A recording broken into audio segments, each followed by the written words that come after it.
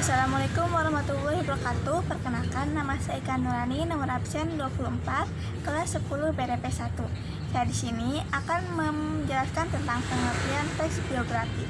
Pengertian teks biografi adalah suatu bentuk teks yang berisi mengenai kisah atau cerita suatu tokoh dalam mengurangi kehidupannya, entah itu berupa kelebihan, masalah, atau kekurangan yang ditulis oleh seseorang agar tokoh tersebut bisa menjadi teladan untuk orang banyak.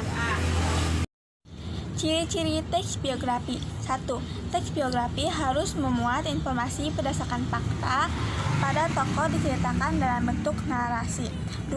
Memuat sebuah fakta pengalaman hidup suatu tokoh dan memecahkan masalah-masalah sampai pada akhirnya sukses sehingga patut menjadi teladan. 3. Teks biografi memiliki struktur yang jelas.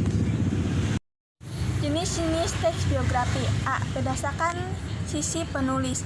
Autobiografi, suatu riwayat hidup yang ditulis sendiri oleh tokoh tersebut. Biografi, suatu bentuk teks yang berisi mengenai kisah atau cerita suatu tokoh dalam mengurangi kehidupannya, entah itu berupa kelebihan, masalah, atau kekurangan yang ditulis oleh orang lain. B. Biografi berdasarkan izin penulis dibagi menjadi 2. 1. Autoris biografi, sebuah biografi yang menulisnya mendapatkan izin atau sepengetahuan tokoh yang akan ditulis cerita hidupnya. 2. Unautrojet biografi, biografi yang penulisannya tanpa seizin dan sepengetahuan tokoh yang akan dituliskan hidupnya. Biasanya penulis hanya unautrojet biografi terjadi karena tokoh tersebut telah wafat. Struktur teks biografi. A. Orientasi. Tahap ini adalah bagian pengenalan suatu tokoh berisi gambar awal tentang tokoh tersebut di dalam teks biografi. B. Peristiwa dan masalah. Tahap ini adalah bagian kejadian atau peristiwa yang dialami oleh tokoh, berisi penjelasan suatu cerita, baik itu berupa permasalahan proses berakhir, peristiwa menyenangkan, menegangkan, menyedihkan, hingga mengesankan yang pernah dialami oleh tokoh hingga mentariknya meraih mimpi, cita-cita, dan kesuksesan. C. Reorientasi. Tahap ini adalah bagian penutup, berisi mengenai pandangan penulis seperti tokoh yang dikisahkan. Reorientasi ini bersifat opsional semata, jadi boleh ada maupun tidak ada. Biografi R.A. Kartini. Biografi R.A. Kartini singkat dimulai dari kelahiran beliau. R.A. Kartini lahir tanggal 21 April 1879 di Jepara, Jawa Tengah. R.A. Kartini lahir di tengah-tengah keluarga bangsawan Jawa. Hal tersebut menjadi alasan mengapa beliau mendapatkan gelar R.A. yang bermaksud singkatan dari Raden Ajeng. Hari kelahiran R.A. Kartini saat ini diperingati sebagai hari nasional, yaitu Hari Kartini. Diperingatinya tanggal 21 April sebagai Hari Kartini tidak lain untuk mengenal dan menghormati jasa beliau yang telah ikut berjuang bagi rakyat Indonesia, terutama kaum wanita.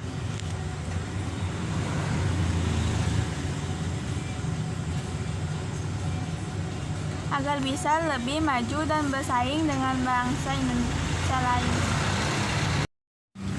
Latar belakang keluarga R.A. Kartini. R.A. Kartini merupakan putri pertama dari istri pertama Raden Adipati Aryo Sosroningrat. Ayah dari R.A. Kartini merupakan putra Pangeran Aryon Tejondronegoro. Meskipun ibu dari R.A. Kartini merupakan istri pertama, namun ibu dari R.A. Kartini bukan istri yang utama. Ibu dari R.A. Kartini bernama M.A. Ngasirah. Beliau adalah seorang kiai di Telukpur, Surabaya. M.A. Ngasirah sendiri bukan merupakan putri keturunan bangsawan, padahal Di masa kolonial Belanda terdapat peraturan jika seorang bupati harus menikah dengan sesama keturunan bangsawan. Itulah penyebab ayah Era Kartini menikah Raden Ajeng Porojan yang merupakan keturunan bangsawan dari Raja Madura. Setelah pernikahan tersebut, ayah Era Kartini kemudian diangkat menjadi Bupati Jepang tepat setelah Era Kartini dilahirkan. Masa remaja, kakek dari Era Kartini adalah bupati pertama yang sudah memberikan pendidikan barat kepada anak-anaknya. Sedangkan Era Kartini merupakan anak kelima dari 11 bersaudara, baik kandung maupun tiri. Era Kartini sendiri merupakan putri tertua di antara saudara kandungnya.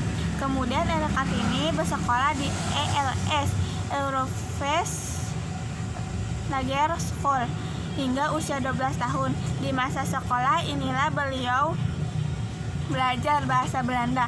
Singkatnya, masa sekolah tersebut disebabkan pada umur 15 tahun Era Kartini harus tinggal di rumah karena sudah dipingit.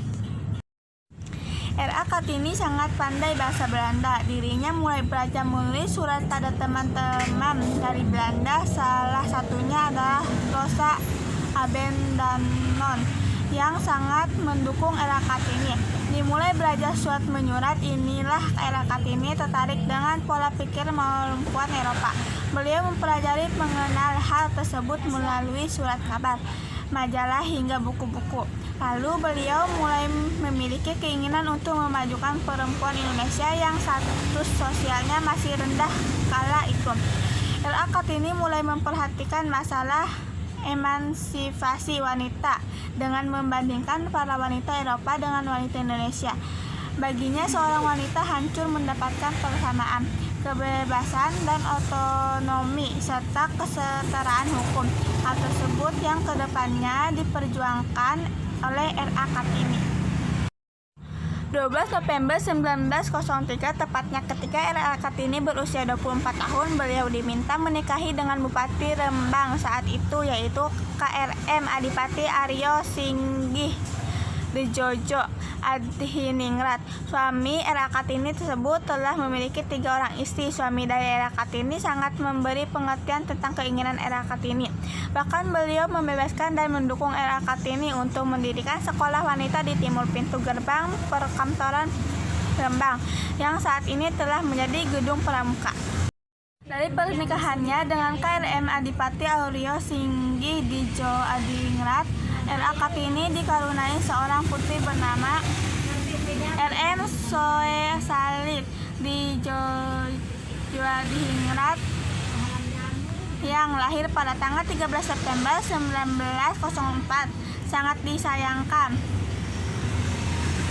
4 hari setelah Era Kartini melahirkan, tepatnya pada usia 25 tahun, Era Kartini meninggal dunia dan beliau dimakamkan di Desa Bulu, Rembang. Sedangkan Seo Salit Dejojoa Diningrat sendiri sempat menjabat sebagai Mayor Jenderal pada masa kependudukan Jepang, di mana dirinya merupakan cucu Era Kartini. Lalu RM Boedi Setio Seo Salit menikah dengan wanita bernama Rai Sari Biat-ini Boedi Setio Seo Salit. Kemudian dari hasil pernikahannya beliau dikaruniai 5 orang anak bernama yang merupakan cicit Era Kartini. Masing-masingnya bernama Era Kartini Setiawati Seo Salit, RM Kartono Beodiman Seo Salit, RA Rosmini Seo Salit, RM Saminggoen Bawadiman Seo Salit, dan RM Rahmat Harjanto Seo Salit. Tepat pada tahun 1912, Yayasan Kartini di Semarang mendirikan sekolah wanita yang diberi nama Sekolah Kartini. Sekolah tersebut didirikan oleh keluarga Van Deventer yang merupakan tokoh politik elit kala itu. Pembangunan sekolah tersebut kemudian berlanjut di Yogyakarta, Malang, Maudium, Cirebon, dan berbagai daerah lainnya. Setelah wafatnya Era Kartini, seorang pria Belanda bernama J.H. Abendanom yang kala itu menjabat sebagai Menteri Kebudayaan, Agama, dan Kerajinan di Hindia Belanda mengumpulkan surat-surat yang pernah ditulis oleh R.A. Kartini saat aktif melakukan korespondensi dengan teman Eropanya kala itu. Dari itulah awal mula penyesian buku yang judul awalnya The Louis dan kemudian diterjemahkan menjadi Dari Gelap Menuju Cahaya. Kemudian diterbitkan pada tahun 1911. Kesimpulannya, bahwa Era Kartini adalah putri Indonesia yang sejati, putri yang mulia, mau memberlakukannya demi keadilan pendidikan atas perempuan Indonesia agar dapat berguna bagi NKRI di masa depan nanti, dan agar kita menaati Indonesia tanah air kita. Pengertian autobiografi. Autobiografi adalah riwayat hidup yang ditulis oleh tokohnya sendiri, kadang-kadang bersama dengan orang lain. Struktur autobiografi. 1. Judul yang biasanya berupa nama tokoh atau yang dijelaskan dalam buku. 2. Latar belakang keluarga tokoh. 3. Latar belakang pendidikan tokoh. 4. Latar belakang pekerjaan tokoh. 5. Hasil karya, prestasi, penghargaan, atau sesuatu yang telah dicapai oleh tokoh tersebut. Ciri-ciri autobiografi.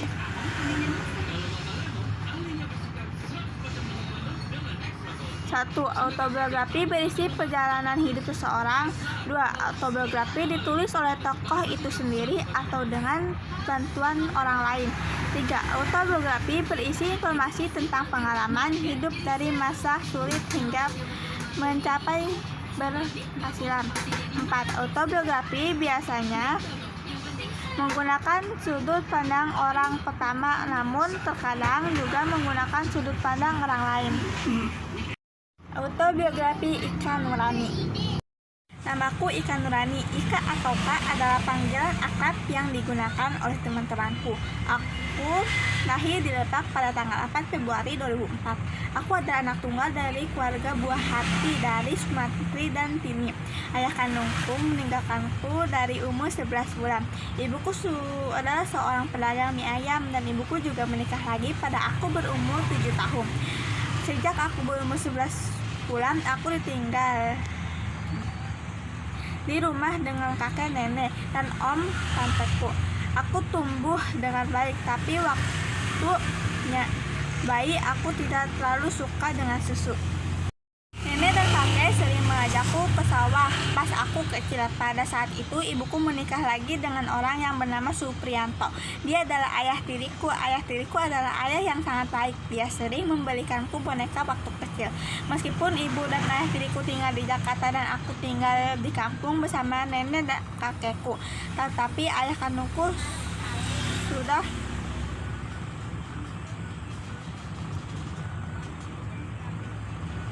meninggalkanku pada usiaku yang ke-11 bulan. Aku terbilang anak kecil yang sangat pandai, tapi penurut dan baik. Tapi sayangnya kakak dan adik ibuku tidak menyukaiku. Mulai bersekolah di SDN 1 Jagaraksa saat 7 tahun. Aku anak yang cukup pandai dan aktif. Aku juga mulai bergaul dengan orang lain. Tetapi aku tidak sangat jahil. Saat kelas 1-3 aku tidak meraih prestasi satupun. Namun di kelas 4-6 aku mulai berprestasi. Yang meraih peringkat 3 di kelas. Aku juga aktif mengikuti kegiatan di sekolah dan kegiatan perlombaan pramuka. Lulus SD. Aku melanjutkan studiku ke jenjang selanjutnya, yaitu SMP. Aku bersekolah SMP di Jakarta mengikuti orang tuaku. Aku bersekolah di SMP Islam An-Nasirin. Di SMP aku merupakan anak yang pemalu, rajin, dan cerdas. Semua guru menyanjungi ketekunan dan kejujuran. Aku meraih prestasi yang lebih bagus lagi. Aku berhasil menjadi peringkat 1 di kelas dan peringkat 3 di kelas 9. Tentunya aku